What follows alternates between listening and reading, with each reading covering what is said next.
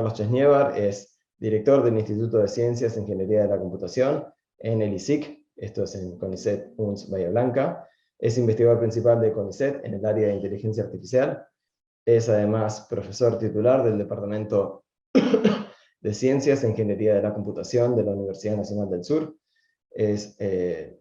Realizó un postdoctorado como investigador contratado por el Ministerio de Ciencia de España en la Universidad de Lleida, España 2003-2007, y doctor en Ciencias de la Computación por la Universidad Nacional del Sur.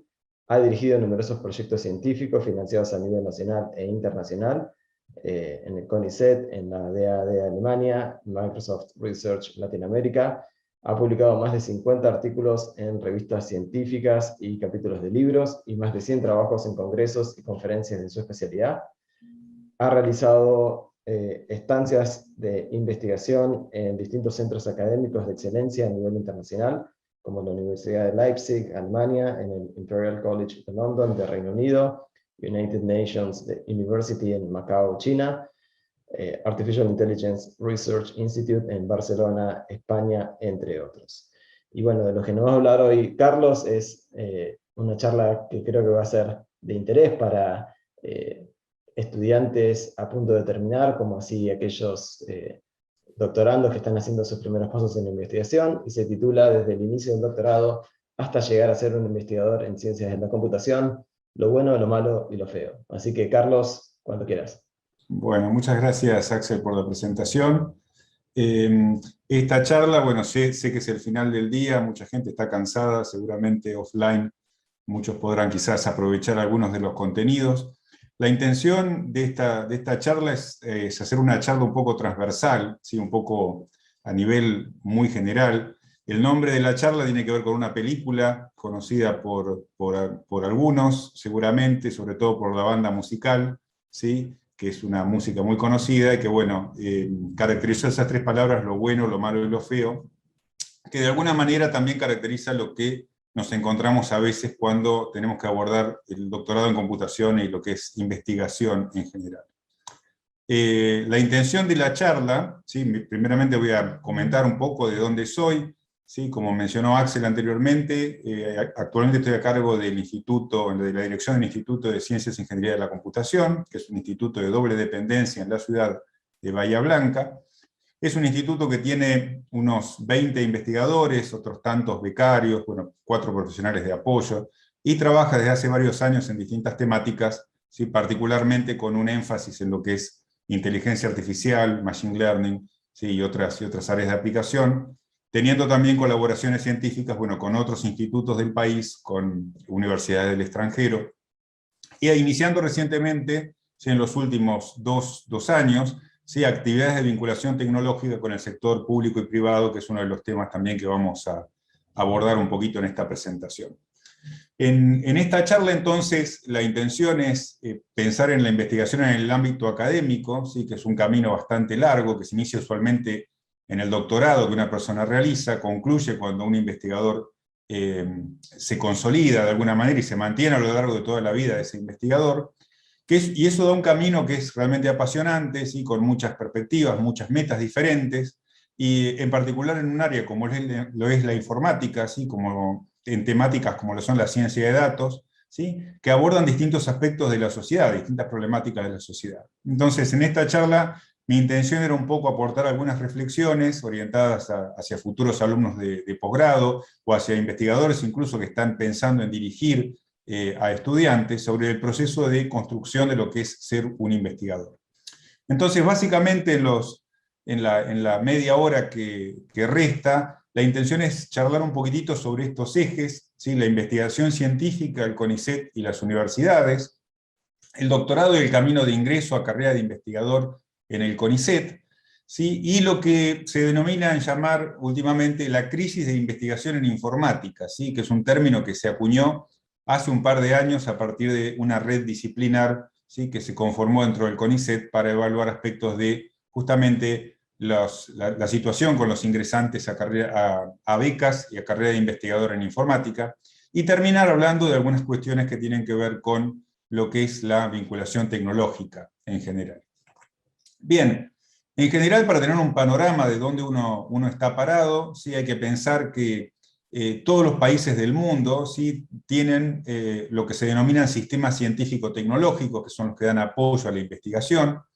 ¿Y eso por qué? Porque, bueno, sobre todo a lo largo del siglo XX y en este siglo XXI, se ha consolidado el hecho de que el conocimiento da un valor agregado, que es un capital sumamente importante, ¿sí?, permite resolver problemáticas que todos conocemos, como sustituir importaciones, reemplazar materias primas por productos que tienen mayor valor agregado. Y se da también el hecho de que, bueno, la sociedad del conocimiento constituye una especie de paradigma, ¿sí?, que caracteriza la manera de trabajar, ¿sí?, de la sociedad en su conjunto en las últimas décadas.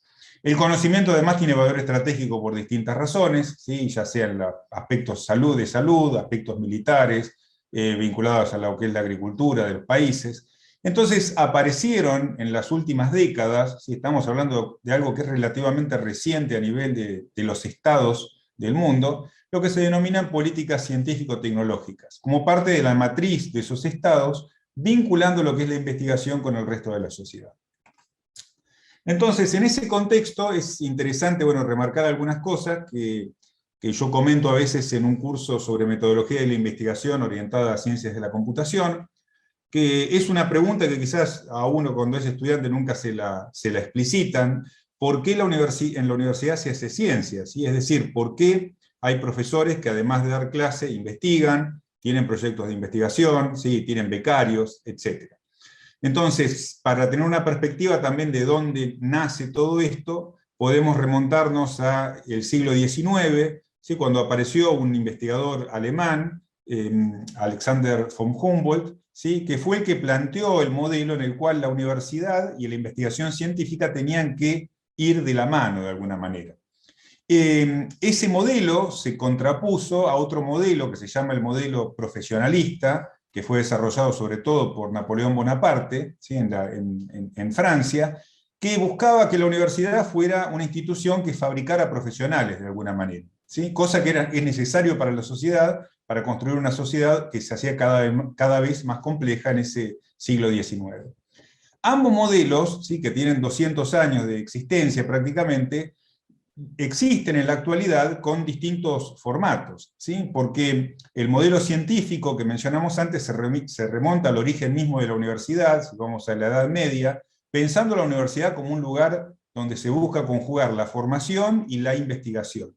Y el modelo profesionalista, por otro lado, hace falta porque las sociedades necesitan, ¿sí?, profesionales de distintos ámbitos, lo que se conocen como profesiones liberales típicamente, ¿sí?, médicos, odontólogos, ingenieros, arquitectos, y de alguna manera la universidad cumple un rol en formar esos profesionales. Por supuesto, ambos modelos tienen puntos de intersección en común, ¿sí? La universidad que adopta el modelo científico también forma a los profesionales, pero le da una impronta fuerte a la parte de investigación. La universidad científica entonces tiende a ser interdisciplinaria, ¿sí?, es decir, las ciencias son interdisciplinarias, también lo es la universidad, mientras que las universidades que son profesionalistas, en general son netamente disciplinarias, ¿sí?, cuentan con un abanico de carreras, se centra la formación en formar especialistas en determinadas áreas del conocimiento, ¿sí?, y no se le da un énfasis tan alto a lo que es la parte científica, ¿sí? En lo que es Argentina, en nuestro país, hay que destacar que la gran mayoría de las universidades públicas y muchas universidades privadas, ¿sí?, esto varía de país a país, Estados Unidos tiene otro modelo, Inglaterra tiene otro modelo, en Argentina tenemos esta matriz de trabajo donde hay un enorme número de universidades con una perspectiva científica e interdisciplinaria. Y estas universidades se articulan transversalmente con un organismo llamado CONICET, ¿sí?, que es una de las palabras figurita repetida de alguna manera en el vocabulario de las personas que trabajan en la universidad y trabajan en investigación. Vamos a hablar ahora en un momentito por qué CONICET es transversal, ¿sí?, y de alguna manera cómo se articula el CONICET con todos aquellos que tienen interés en realizar investigación en ciencias de la computación. Ahora bien, ¿cómo hace la universidad para de alguna manera vincular a las personas con el mundo de la investigación, a sus estudiantes o sus egresados?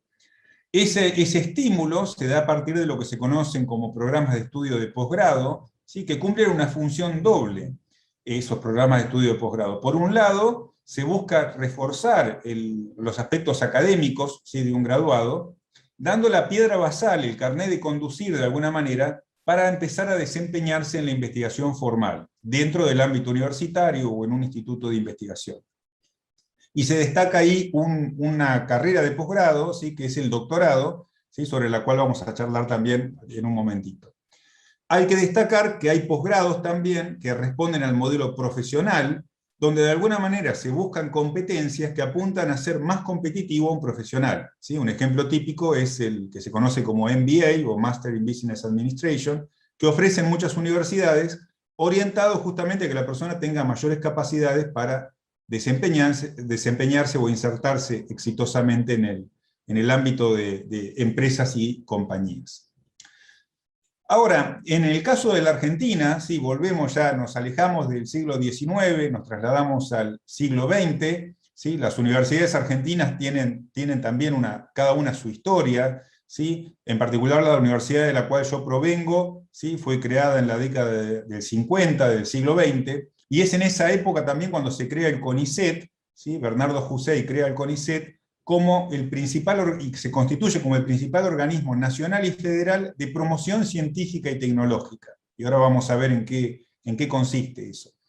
Sí, que funciona de una manera transversal a lo que es el sistema universitario nacional, y apoya la formación de recursos humanos altamente capacitados de distintas maneras, ¿sí? Lo que yo presento acá, por supuesto, yo soy parte de, digamos, mi cargo actual es en representación del CONICET de alguna manera. Todo lo que estoy diciendo acá no se debe tomar como un mensaje oficial del CONICET como institución, sino simplemente como una explicación, ¿sí?, tratar de bajar a tierra ciertos conceptos que muchas veces flotan en el imaginario de las personas que están en la universidad. Las universidades, por otro lado, ¿sí?, son entidades que funcionan de manera autárquica, son autónomas, crean sus carreras, determinan qué posgrados existen, ¿sí? Cierran carreras, abren carreras nuevas. O sea, la universidad tiene una gran flexibilidad y autonomía, y en particular, en el ámbito de computación, las carreras de grado son de formación reciente, ¿sí? Tenemos que remontarnos a los últimos 30 años, y vamos a encontrar ahí todas las carreras, las ingenierías en sistemas, todas las carreras que forman a los profesionales en computación, y más recientemente, ¿sí?, en los últimos 20 años, tenemos los doctorados en ciencias de la computación, ¿sí?, que han existido o existen de alguna manera actualmente en universidades como la Universidad Nacional del Centro, la Universidad de Buenos Aires, la Universidad Nacional del Sur, etc., en distintas universidades. Estamos hablando de carreras que tienen 4 a 5 años, y que terminan acreditándose esas carreras de posgrado un cierto nivel y capacidad para llevar a cabo actividades de investigación. Ahora, ¿cómo se relacionan las universidades y el CONICET? Cualquier persona que tenga interés, de alguna manera, en desempeñarse en investigación en el ámbito de la universidad o en el ámbito del CONICET, o eventualmente pensar en investigación en un tercer país a futuro, ¿sí?, o hacer carrera como investigador porque le gusta la investigación, tiene que entender de alguna manera cómo funcionan estas instituciones y cómo se interrelacionan, ¿sí?, para también aprovechar lo mejor posible los recursos disponibles. Entonces, típicamente, como dijimos antes, hay dos mundos acá, que son el mundo de las universidades, con sus autonomías, que son locales de alguna manera a cada provincia, ¿sí? La provincia de Buenos Aires tiene varias universidades nacionales, otras provincias tienen únicamente una universidad nacional, ¿sí? Tiene que ver un poco con el tamaño de la provincia y la relación con la población. Pero lo que sucede con el CONICET es que el CONICET maneja, ¿sí?, de alguna manera cargos, que pueden ser becas, puede ser el cargo que se denomina carrera de investigador, del cual vamos a charlar ahora brevemente, y la universidad maneja sus propios cargos, que son cargos docentes, que en muchos casos tienen dedicación a la investigación. Entonces, las personas que trabajan en investigación, en computación, en el ámbito de la universidad, combinan usualmente, ¿sí?, que pertenecen al CONICET también, combinan un cargo docente, ¿sí?, y un cargo de planta del CONICET, ¿sí?, de manera tal que hay dos empleadores para un mismo individuo. Hay un empleador que es federal, que es el CONICET, ¿sí?, que usualmente va a pagar una suma adicional por sobre el sueldo que la persona percibe como docente o como investigador en la universidad. Si pensamos al CONICET de vuelta con esta mirada transversal, podemos pensar en una visión institucional como la que se muestra acá, ¿sí? hay universidades, ¿sí?, en las cuales se pueden insertar becarios e investigadores del CONICET, y ese lugar, esa universidad o ese departamento donde va a trabajar el becario o investigador, va a ser su lugar de trabajo, y el CONICET va a ser la entidad que únicamente le paga el sueldo para desempeñarse, ¿sí?, en la universidad o en un grupo de investigación determinado. Ahora bien, el CONICET, a lo largo de su existencia, no vamos a dar una visión amplia, sino puntual de ciertos aspectos, lo que ha hecho es acuerdos con ciertas universidades para crear lo que se llaman institutos de doble dependencia, agrupando en esos institutos a distintas personas, becarios e investigadores, posibilitando que existan lo que se llaman profesionales de apoyo administrativos, donde se brinda una infraestructura, de alguna manera, que agrupa a gente perteneciente a CONICET, que también usualmente tiene cargos en universidades. Entonces, estos institutos de doble dependencia agrupan a investigadores y becarios de temas afines. En el caso de lo que es la Argentina, ¿sí?, podemos identificar 5 institutos principalmente de doble dependencia, que se muestra ahí en el mapa donde están concentrados, ¿sí?, en lo que se llama la zona núcleo de lo que es ciencia y tecnología, y un instituto en particular que está en Cava, que es únicamente dependiente de CONICET. A título de ejemplo, cabe señalar que hay más de 200 institutos de doble dependencia que CONICET tiene en todo el país, de distintas áreas del conocimiento, ¿sí?, y únicamente 5 de esos institutos son los que pertenecen específicamente a lo que es informática. Ahora bien, si nos detenemos a pensar en el CONICET como personas que nos interesa iniciarnos en investigación, en primer lugar el CONICET ofrece becas doctorales, postdoctorales de distinta naturaleza para iniciar nuestra formación en investigación. Los postulantes a una beca se presentan en una convocatoria que se realiza anualmente, ¿sí?, pueden ser postulantes del extranjero también o del país, y reciben financiamiento por 4 o 5 años para realizar su tesis doctoral. ¿Sí? Es decir, van a ser becados para hacer el doctorado. Y se espera que al terminar esa beca culminen el doctorado, y los que tengan interés en insertarse en el sistema científico realicen las actividades necesarias para poder acumular antecedentes que les permitan hacer lo que se llama ingresar a carrera. El ingreso a carrera de investigador representa el pase a planta permanente de CONICET. Las personas van a ser evaluadas cada cierto tiempo, ¿sí?, a partir de qué es lo que están haciendo, pero la persona que ingresa como investigador permanece dentro del CONICET con el título de investigador de CONICET. El lugar de trabajo va a poder ser la universidad o un instituto específico, ya sea en la beca o en la carrera de investigador, y el proceso que se lleva a cabo para seleccionar a los postulantes tiene una cierta lógica, así que un poco la vamos a tratar de resumir en las transparencias que siguen. En cada convocatoria anual que el CONICET realiza, ¿sí?, el CONICET está estructurado por comisiones que se corresponden a distintas áreas del conocimiento. Hay una comisión para biología, una comisión para química, ¿sí?, otra para sociales, y hay una que es para informática y comunicaciones. Hay una comisión asesora, ¿sí?, cuyos integrantes se pueden ver en la página web de CONICET, que realiza un proceso de evaluación, establece un orden de mérito, y ese orden de mérito, junto con el orden de mérito de las demás comisiones de las otras áreas del conocimiento, van a algo que se llama la Junta de Calificación de CONICET, ¿sí? Esa junta establece un orden final definitivo y se seleccionan allí los postulantes que van a ingresar a la carrera, ¿sí?, de investigador. Por supuesto, estamos hablando de un proceso muy complejo donde hay muchas personas involucradas, ¿sí? Por lo tanto, es importante conocer, de alguna manera, cómo se establece ese orden de mérito, qué criterios se tienen en cuenta. Para tener una idea de cómo un postulante, ¿sí?, a querer entrar a carrera, ingresa a carrera, el trabajo que hace la comisión asesora es tomar los currículums de cada postulante, evaluarlos, ¿sí?, en una planilla tipo Excel, donde se puntúan distintas dimensiones, cuántas revistas, cuántos artículos en revistas tiene ese postulante, cuántos congresos, workshops, etcétera, antecedentes en docencia, y se obtiene allí un valor, un puntaje, ¿sí? De alguna manera, las personas van a pasar a ser evaluadas y reflejadas en un valor numérico que los ordena, ¿sí?, de acuerdo a una tabla, si uno ordena esos valores de mayor a menor. A partir de allí se establece una línea de corte y se separa. A partir de cierto puntaje se van a recomendar el ingreso de ciertos postulantes, y otros postulantes no van a ser recomendados porque no cumplen el valor mínimo de esa línea de corte. Y ese orden de mérito emergente es el que se le transmite a la Junta de CONICET, que a su vez hace una segunda evaluación, una segunda depuración, y se determina a partir de ahí, de todas las áreas del conocimiento, quiénes son los que van a ingresar efectivamente a carrera.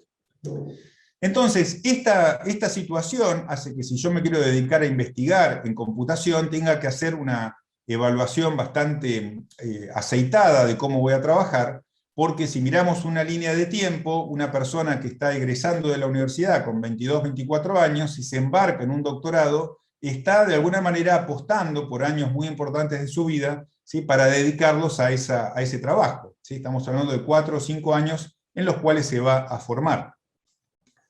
Se va a realizar a lo largo del doctorado cierto número de cursos, ¿sí?, la tesis, que es el trabajo central, el desafío central, y paralelamente, para aquella persona que esté interesada en hacer investigación, necesariamente van a aparecer publicaciones, ¿sí?, los famosos papers, que van a ser guiados por el director de tesis, y que van a ayudar a que el postulante eventualmente se pueda insertar en los concursos, y pueda presentar o aquilatar antecedentes que sean lo suficientemente importantes como para poder garantizar su ingreso a carrera, ¿sí? Es decir, la investigación es un proceso que no es totalmente sistemático en ese sentido, va a haber situaciones donde va a ser más fácil publicar resultados y otras más difíciles.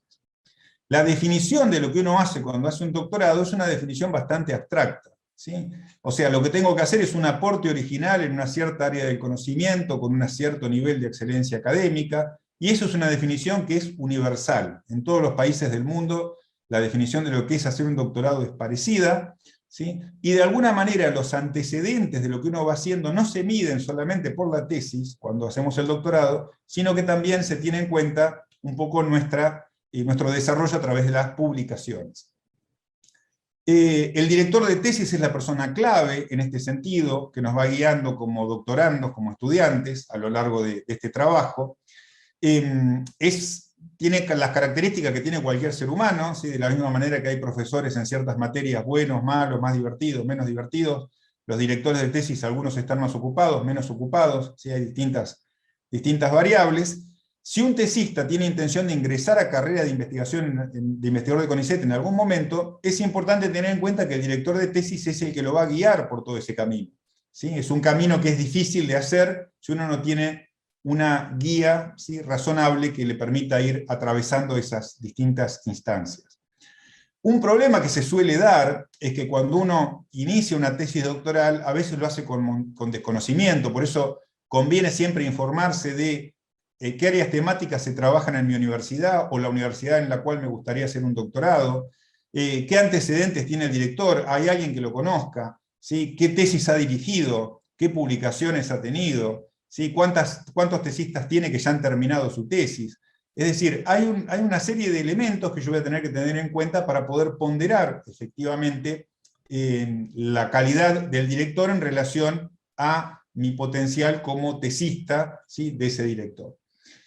En el caso de lo que es Argentina, ¿sí?, es importante destacar que si mi interés es dedicarme a la investigación en el ámbito de la universidad, cuando yo inicie mi trabajo doctoral, mi tesis doctoral, voy a tener que ir realizando a lo largo del tiempo un trabajo de investigación que no solo va a terminar con la tesis, sino que a lo largo de ese trabajo yo tengo que ir publicando los resultados de mi investigación, ¿sí? Si yo voy a esperar a terminar la tesis para empezar a publicar, desgraciadamente va a haber otros candidatos en el medio que han publicado más cosas, y la selección que se hace para ingresar a carrera es una selección competitiva, ¿sí? Es decir, si se presentan 10 candidatos, se elige de esos 10 a los candidatos que tengan mejores antecedentes. Entonces, todos los estudiantes de doctorado que tratan de insertarse en el mundo de investigación tienen que tener en cuenta esa característica competitiva, ¿sí?, del ambiente de la investigación. Eso hace que esto sea apasionante, ¿sí?, porque la persona que investiga lo hace porque le gusta, ¿sí? Nos dedicamos a investigar porque nos llaman la atención los desafíos que plantea la ciencia de la computación y tratar de conseguir resultados nuevos, pero justamente el director es acá el que nos va a ayudar a decir, bueno, inicialmente vamos a arrancar, a comenzar con trabajos, ¿sí?, en workshops, en congresos nacionales, eventualmente madurando ciertas ideas para poder después publicarlas en revistas. ¿Sí? Las revistas científicas son de alguna manera la instancia que se usa como punto de referencia central en las publicaciones de CONICET para determinar los ingresos a carrera. ¿Sí?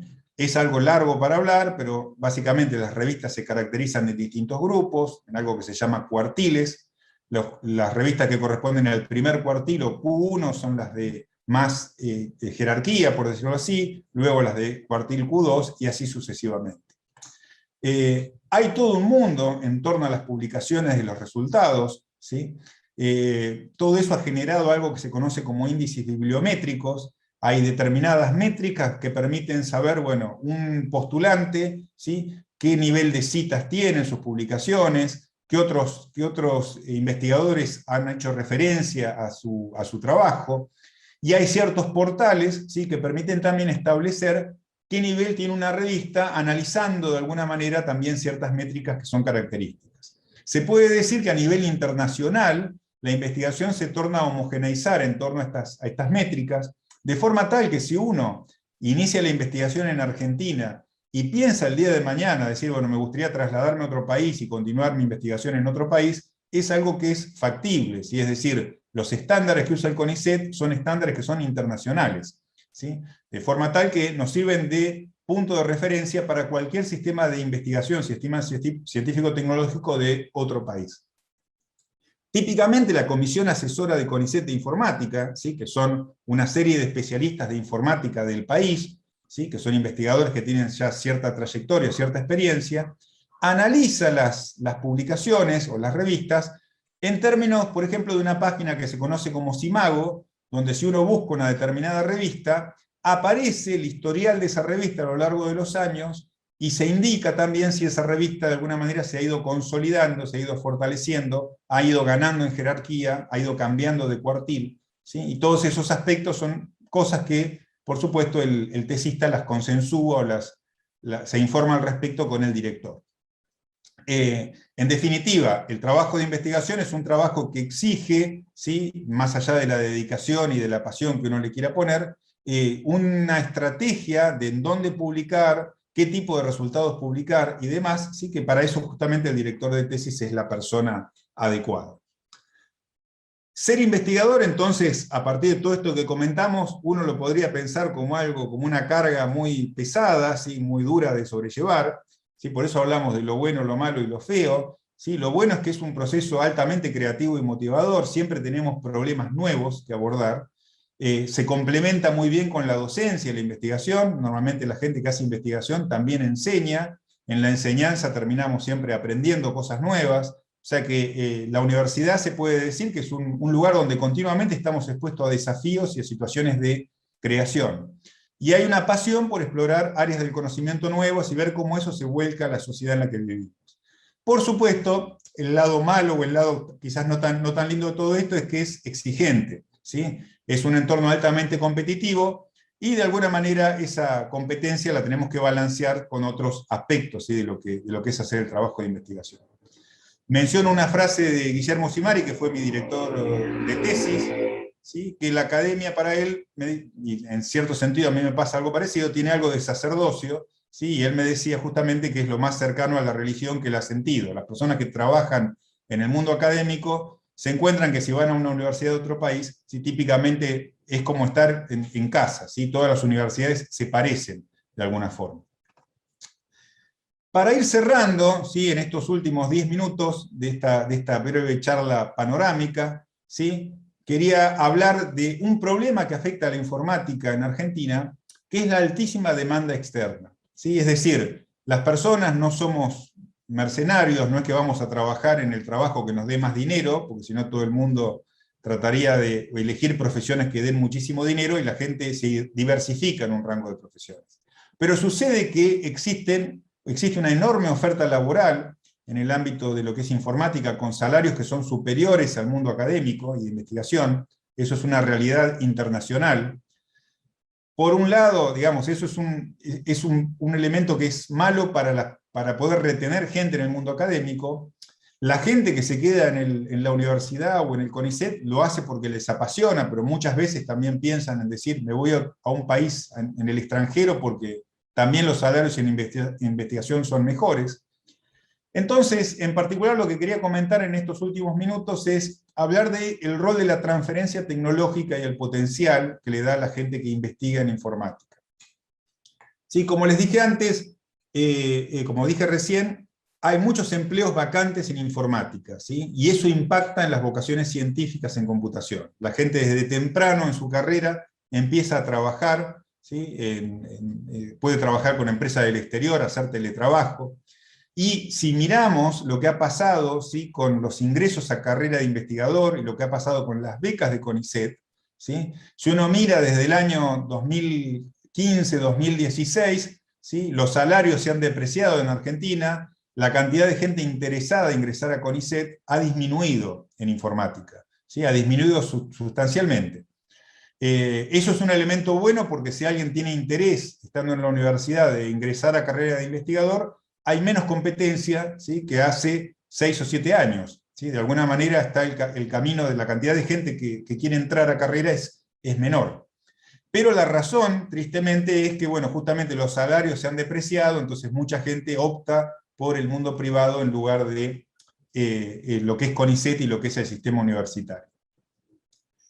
Así como tenemos ese lado malo y ese lado feo, tenemos un lado especialmente bueno a partir del año 2021, que es la ley 27614, ¿sí?, que es una ley muy interesante que aprobó prácticamente por unanimidad Senado y diputados, ¿sí?, con todos los partidos políticos estuvieron de acuerdo, en aumentar el porcentaje del PBI que se dedica a ciencia y tecnología hasta el 1% en el año 2032. ¿Sí? Estamos hablando de un incremento, ¿sí?, que arranca en el 0,3 actual, un valor muy chiquitito, y la idea es que cada año se va a ir aumentando en una referencia porcentual. ¿Sí? Eso significa que año a año, ¿sí?, va a ir habiendo más dinero para ciencia y tecnología, más dinero para proyectos, más dinero para posibilidades en investigación, lo cual es un elemento interesante o atractivo en el marco de lo que hacemos en Argentina. Y adicionalmente, lo que quería mencionar es que CONICET, como entidad transversal a las universidades, favorece lo que se llama vinculación tecnológica. ¿Sí? Las universidades de por sí manejan subsecretarías o secretarías de vinculación tecnológica que buscan articular lo que la universidad hace con el sector privado o con la sociedad, pero en el particular, en el caso de CONICET, lo interesante es que ellos tienen disponible toda una artillería de elementos a través de lo que es la gerencia de vinculación tecnológica, que incluye patentamiento de ideas, propiedad intelectual, licenciamiento de patentes, servicios tecnológicos de alto nivel, una serie de opciones, ¿sí?, o de instrumentos que tienen mucha aplicación en áreas tales como ciencia de datos, inteligencia artificial y machine learning. La idea es que los investigadores que desarrollan su trabajo de investigación puedan aportar innovación y valor agregado al software, interactuando con empresas a través de esta transferencia tecnológica, ¿sí?, empresas u organismos del sector privado. Aparecen ahí entonces la importancia también de por qué los institutos que mencioné antes de doble dependencia pasan a tener una cierta relevancia, porque en un instituto, como es el caso del ISIC, ¿sí?, tenemos investigadores, tenemos profesionales de apoyo, que son justamente graduados, expertos en desarrollo de software y en temáticas que tienen que ver con abordar distintos tipos de software, que interactúan con los investigadores y pueden complementar desafíos planteados por el sector público-privado. ¿Sí? Todo eso permite plasmar nuevas ideas de investigación, desarrollo e innovación, y trabajar en el desarrollo de prototipos que posteriormente lleven a una producción y comercialización por parte de una empresa. En el marco de todo ese proceso, ¿sí?, los investigadores y los profesionales que trabajan perciben un suplemento salarial, ¿sí?, asociado a ese trabajo, de manera tal que de alguna forma la persona que hace investigación puede tener también un pie parcialmente, ¿sí?, en lo que son los desafíos del sector privado, si es que le interesa justamente hacerlo de esa manera. En particular, en lo que tiene que ver con empresas de software, algo que es interesante es que las empresas de software tienen usualmente tiempos de desarrollo de productos que son muy veloces, no tienen tiempo para incluir muchas veces ideas que tengan que ver con desarrollar un algoritmo nuevo, o mejorar radicalmente un algoritmo a partir de cierto ajuste de parámetros, y es ahí cuando la empresa de software puede ir a un instituto de doble dependencia, ¿sí? O puede ir a un grupo de investigadores de computación a preguntarles, bueno, ¿cómo puedo mejorar esto? Y lo que hace la vinculación tecnológica que ofrece CONICET es plantear las herramientas para poder resolver esto de una manera ordenada, ¿sí? Administrarlo de una manera ordenada, y que de alguna manera, si se brinda un servicio de esta naturaleza, los investigadores que participan también reciben, ¿sí?, una remuneración correspondiente al trabajo de desarrollo de creatividad asociado a ese producto.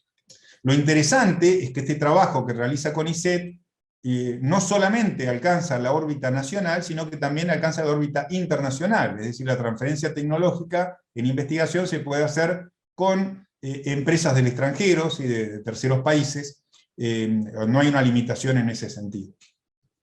Para entender también lo que CONICET ofrece a través de la vinculación tecnológica, hay que pensar que tenemos distintos instrumentos y distintas áreas de trabajo, ¿sí? Existen las patentes, existen asesorías técnicas, existen incluso lo que se conocen como empresas de base tecnológica, distintas herramientas que brinda CONICET, ¿sí? Y que se están aceitando en los últimos tiempos bastante bien para poder justamente lograr que el trabajo que realizan los científicos también se pueda articular con el resto de la sociedad. En el caso particular de lo que es vinculación tecnológica en el ISIC, para dar un ejemplo prometedor de alguna manera, ¿sí? Axel es una de las personas que ha trabajado muchísimo también en consolidar todo esto. Nosotros en 2019 iniciamos de una manera un poco tímida un trabajo con una empresa ¿sí?, multinacional que desarrollaba una aplicación para celulares y querían mejorar esa aplicación, mejorando con Machine Learning ciertos aspectos de un algoritmo, y fue la primera acción que realizamos ¿sí?, como transferencia tecnológica. Empezamos a indagar, empezamos a encontrar con asesoramiento de la Oficina de Vinculación Tecnológica de CONICET Bahía Blanca, y surgieron en el 2020, bueno, otras posibilidades, y en el 2021 explotó la cantidad de opciones y de empresas que de alguna manera venían a consultar y buscar cómo podían de alguna manera colaborar con nosotros. De alguna forma comento esto simplemente por el hecho de que muchas personas ¿sí?, que tienen interés en investigación, al mismo tiempo dicen, bueno, me gustaría también vincularme a los desafíos del mundo privado. Bueno, trabajando dentro de lo que es CONICET, como investigador de CONICET, en una unidad ejecutora, en un instituto de doble dependencia, es posible ¿sí?, tener un pie en ambos mundos, ¿sí? Trabajar en docencia e investigación, si es lo que nos gusta y apasiona, y al mismo tiempo también abordar problemáticas que tengan que ver con empresas privadas y desafíos de otra naturaleza. Como reflexiones finales, entonces, la idea de esta charla era un poco hacer una visión a vuelo de pájaro de distintos aspectos, los buenos, los malos y los feos, de lo que involucra investigar en computación, arrancando con el doctorado y asumiendo que terminamos en algún momento ingresando a la carrera de investigador. El doctorado es el primer elemento en ese camino, ¿sí?, hacia un futuro que está lleno de desafíos. En muchos países el doctorado justamente es un elemento esencial para poder acceder a trabajos de cierta jerarquía en empresas y compañías. En Argentina todavía no lo es, en algún momento seguramente lo será. En el caso de trabajar como investigador es un estilo de vida antes que una profesión. Todos investigamos de alguna manera en nuestra vida, de manera transversal, como una actividad humana más. Ser investigador en el marco de todo lo que brinda CONICET, bueno, nos ayuda o nos da montones de herramientas, nos ayuda a potenciar nuestra actividad en la universidad, y como vimos recién, bueno, nos da la posibilidad de colaborar también con el ámbito privado, ¿sí? Es decir, que es un elemento importante considerando la influencia que tiene la informática, computación, ciencias de datos, ¿sí?, con el mundo privado y el mundo de las empresas. La vinculación tecnológica que está organizada en CONICET a partir de todo lo que mencionamos antes, nos permite justamente conjugar lo mejor de ambos mundos. Trabajar en el universo de publicaciones, en el universo de dictar cursos, de capacitarnos, ¿sí?, disfrutar todo ese universo y ese mundo que da la universidad, y al mismo tiempo ver cómo volcar ese conocimiento para aplicaciones y problemas del mundo real, ¿sí? O sea que es algo que es posible, y de hecho los investigadores que lo están haciendo en el caso del ISIC, dan la pauta de que eso justamente se puede hacer, ¿sí? De que eso es una alternativa viable. Para terminar, ¿sí? Ya son 5:44, quedan unos segundos, una frase de Bernardo Hussein, premio Nobel de la Argentina y creador del CONICET, ¿sí? Para una voluntad firme nada es imposible, no hay fácil ni difícil, fácil es lo que uno ya sabe hacer, difícil lo que no se aprendió a hacer bien. ¿Sí? Para aquellos que tengan interés en iniciarse en investigación en computación, es posible hacerlo, ¿sí? De hecho es un camino apasionante y hermoso, así que es altamente recomendable. De mi parte no tengo más nada para decir, estamos en los tiempos. Bueno, Carlos, muchas gracias. Yo vengo del mundo profesional, así que tengo una mirada distinta que la tuya. Yo hice toda mi carrera en la industria, digamos, pero tenía una preguntita para hacerte. Sí. Yo trabajo en PIB, y entonces ahí me sorprendió, entre lo que vos mencionás, que hay poca participación del Estado. O sea, hay me parece que hay un espacio grande, ¿no es cierto?, de trabajo entre el CONICET y los organismos del Estado, porque bueno, claramente los organismos del Estado tenemos muchos problemas que servirían para hacer trabajo conjunto. No sé vos cómo ves eso.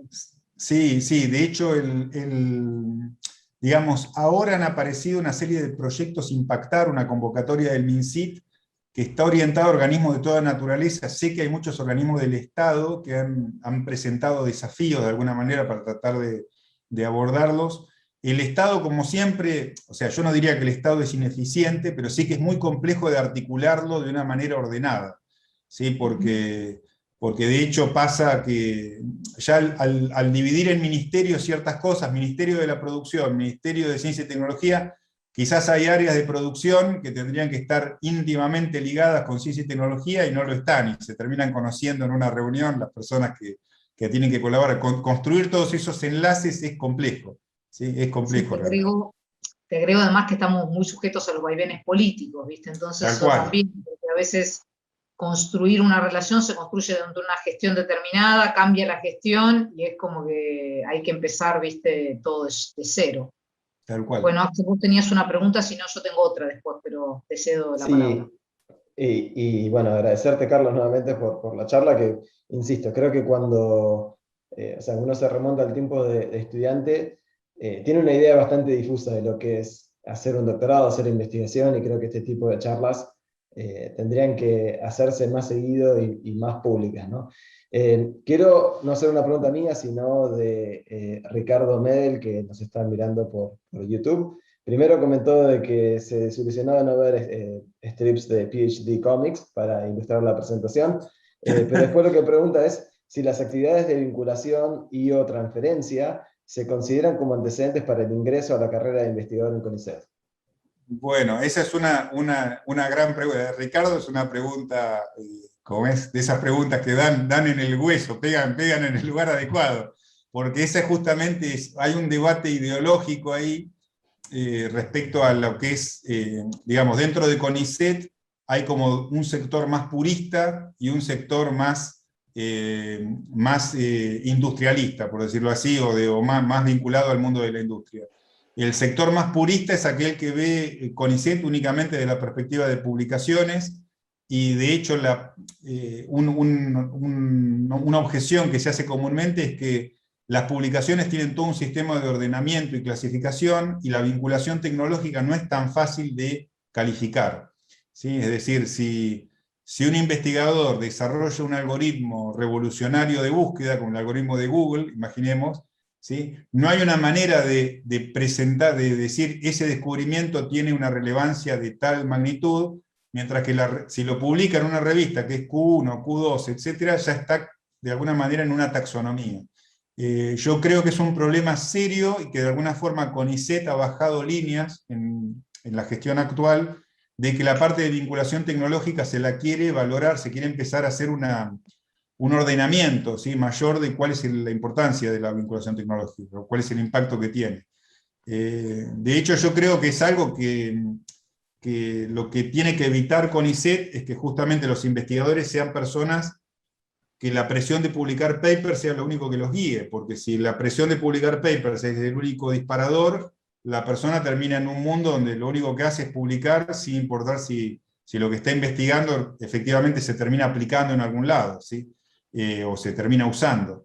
Pero es una discusión entre ciencia básica y ciencia aplicada que es muy larga, ¿sí? Para tener ahora, y lo que dice Ricardo es tal cual, digamos, la gente de vinculación tecnológica no tendría que tener un representante, digamos, en las comisiones asesoras de CONICET. O lo que la comisión asesora hace cuando hay que evaluar el aporte de transferencia tecnológica, tendría que ser evaluado por gente que sabe de transferencia de tecnología. Ese es un elemento que no está ahora, actualmente. Una aclaración muy pertinente, Carlos, sí. Gracias. Bien, estoy viendo a ver si hay alguna otra pregunta, pero me parece que no. Bueno, entonces yo aprovecho y hago la otra que tenía. Dale. En este esquema que tienen de vinculación tecnológica, el CONICET, ¿hay algún mecanismo de cooperación permanente, por ejemplo, con los equipos de investigación de las empresas? Pienso en Mercado Libre, Wildlife, etcétera, tienen como unos equipos internos de investigación y desarrollo, por llamarlo de alguna manera, y entonces la pregunta es si está previsto trabajos así, no sé ni cómo sería la figura, pero cooperativos entre un equipo interno de la empresa con un equipo CONICET. Sí, es una muy buena pregunta, Cecilia. Digamos, yo lo que quisiera aclarar, por un lado, yo no soy experto en vinculación tecnológica, sino que hablo desde la perspectiva de alguien que accedió, digamos, se formó en las herramientas, digamos, casi paralelamente con Axel hemos ido aprendiendo muchas cosas que tienen que ver con este mundo, y descubrimos de alguna manera las herramientas que CONICET brinda con la ayuda de lo que es la oficina de vinculación tecnológica que tiene CONICET en distintos lugares del país, ¿no? Tiene sedes con estas oficinas. Existe siempre la posibilidad de hacer convenios. Los tiempos que tiene muchas veces CONICET no son los mismos que tiene el mundo privado, lo cual hace que esos convenios se caigan o no funcionen, ¿sí? Existen, de alguna manera, también lo que se llaman servicios tecnológicos de alto nivel, estos stands, que son las herramientas más rápidas con las cuales un instituto puede brindar un servicio a una empresa como Mercado Libre o lo que fuera, que se tiene que, de alguna manera, canalizar después como un convenio si uno lo quiere mantener a lo largo del tiempo, ¿sí?